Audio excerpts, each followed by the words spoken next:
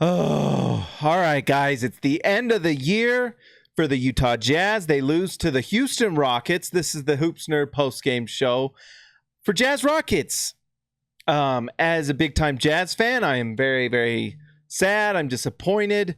But at the same time, there's some things for Jazz fans to be excited about. For the Rockets, it was a lot of the same. They had to win this game, and I know a lot of the Rocket fans who watched this didn't watch the last game, and I don't blame you for not watching when the Jazz won, because doing these videos when the Jazz lose is painful, but hey, I'm still gonna do it. Last game I said in the post game, you can go watch it if you want, but that the Rockets needed to win this game, and this game was close. And you know, if you're a Jazz fan, you can take a little heart or a little frustration, however you want to look at it. Donovan Mitchell had just probably his worst shooting night of the year. It just wasn't falling. He just couldn't get a shot to go down. On top of that, he had a lot of turnovers. Seemed like he was just forcing. He wanted to carry the world on his shoulders. Tonight, it was just too much. And part of that was because the Rockets were really good. Capella looked like he was healthy again. And it was enough to beat the Jazz. The Rockets didn't really have that great of a night. And I've said this is the last 2.5 games. Can we give Rudy Gobert a little bit of credit for some of these bad shooting nights? Harden's not a bad shooter. And when he has bad shooting nights like this, there's usually a causation to that. And that's Rudy Gobert. Tonight he was, let's see. James Harden had 26 points on 10 for 26 shooting. So Utah held him to 38%. The thing for you, Houston, is it's kind of like, it's good they figured it out now. It's good they beat Utah in that game 3. That game 3 was when the series ended, because the Jazz held them close tonight. And if the Jazz had won the game 4, this could have gone 7. Obviously, that's not what happened. Houston is a championship contender, and championship contenders, that's what they do. They learn how to win these tough games. These two just nail biters between Utah and Houston figured it out. And that's because, you know, on top of Harden, on top of Chris Paul, they have Eric Gordon. Daniel House had a big night. You could argue House was the difference in the game. And just some other guys that hit big shots. PJ Tucker is just, he's probably the most underrated player in my opinion on the Rockets. Is just that corner 3 shooting is incredible for him. It's just so nice for them to have that automatic option, you know, in the corner. I mean, honestly, like that Tucker corner 3, in a lot of ways you could argue makes Harden go, because that's what pulls defenders out of the paint. It gives Harden the opportunity to just kick that out whenever he needs to get that open 3. Chris Paul as well. And that opens up that offense. So you can't understate the importance of PJ Tucker to this Rockets team. And he's just a gritty defender. I've even seen the Rockets at times play him at center, which sometimes is kind of scary with how much shooting they can put out there. But I do prefer when they have Capella. His rolling is great. When he's on and defensively he's doing what he did tonight.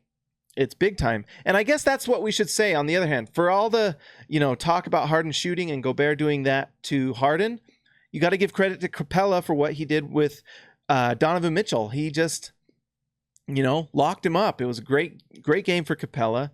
Eric Gordon is an underrated defender who defended Donovan Mitchell this series really, really well. This is playoff basketball. It's the best against the best. And Donovan Mitchell's a second-year player going up against a championship contender.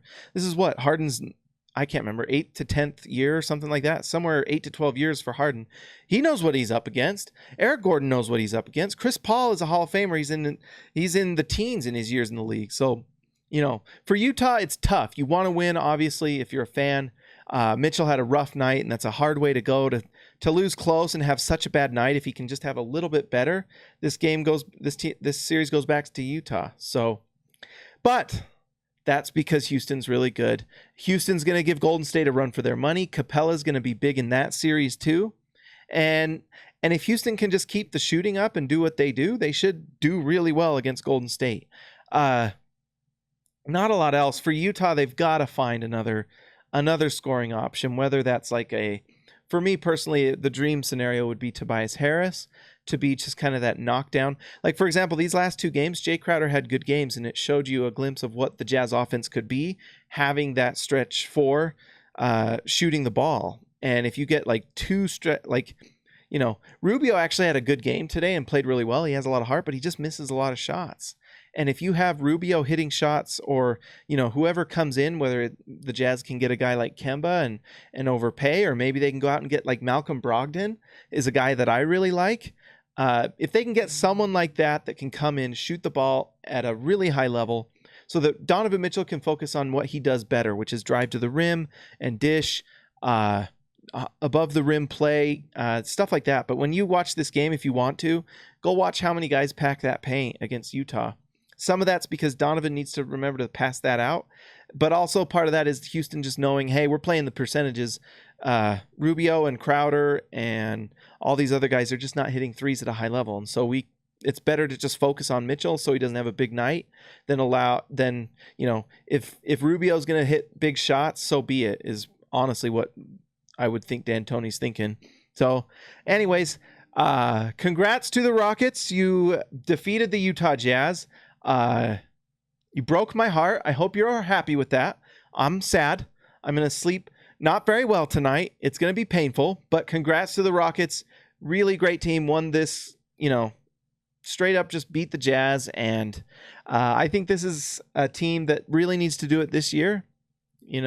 I don't know how much longer Chris Paul has, although he's looking very, very good right now and healthy. And you just hope that Chris Paul can just go deep into the playoffs, because last year they should have beat they would have beat the Warriors if Chris Paul didn't get hurt, and I was rooting for the Rockets to beat him.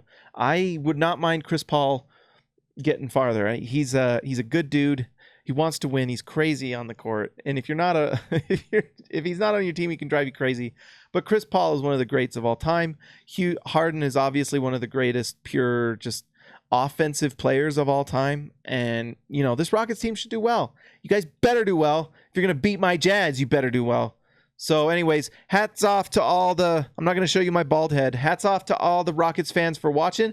Guess what? We're going to keep doing these. I'm going to keep trying to do post games. It's not just a Jazz channel anymore, guys. This is an NBA channel. So make sure you like and subscribe. We're going to talk about everybody, whether it's Rockets, Sixers, Warriors, or possibly future champion Milwaukee Bucks or Toronto Raptors. So we're going to talk about all these guys.